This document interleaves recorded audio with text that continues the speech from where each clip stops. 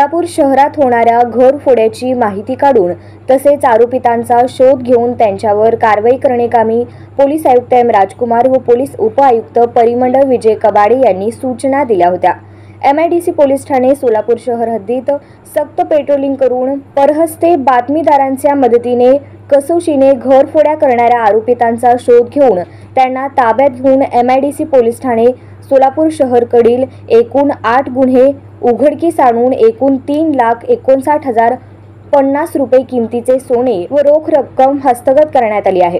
यात आरोपी नंदकुमार विजय कोकुल शाहू सिद्धप्पा काळे याला अटक केली असून एक विधी संघर्षग्रस्त बालक ताब्यात घेतले आहे।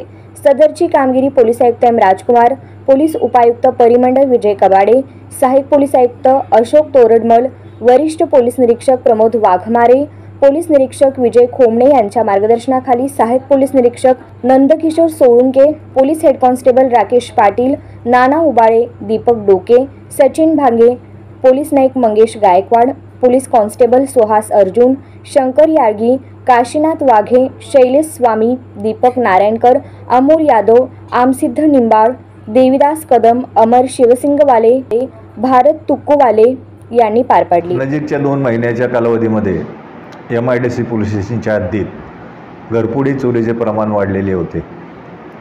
त्याबाबत सोलापूर शहराचे माननीय पोलीस आयुक्त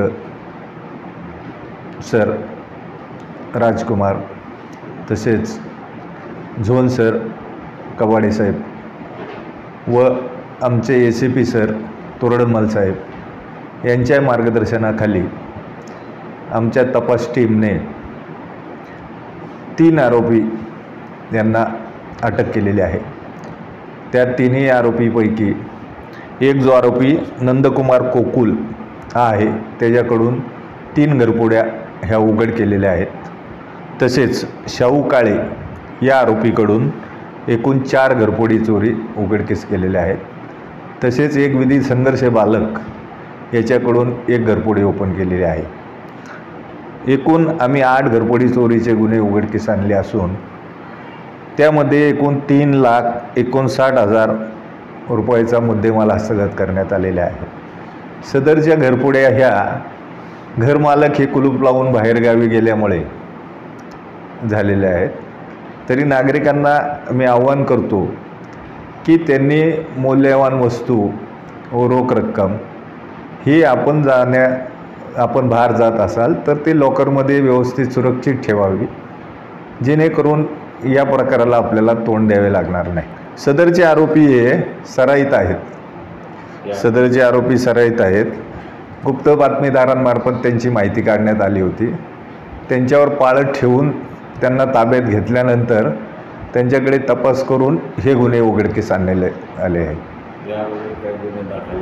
या अगोदर आरोपांवर गुन्हे दाखल आहेत। 3 आरोपी रेकॉर्डवरचे आहेत।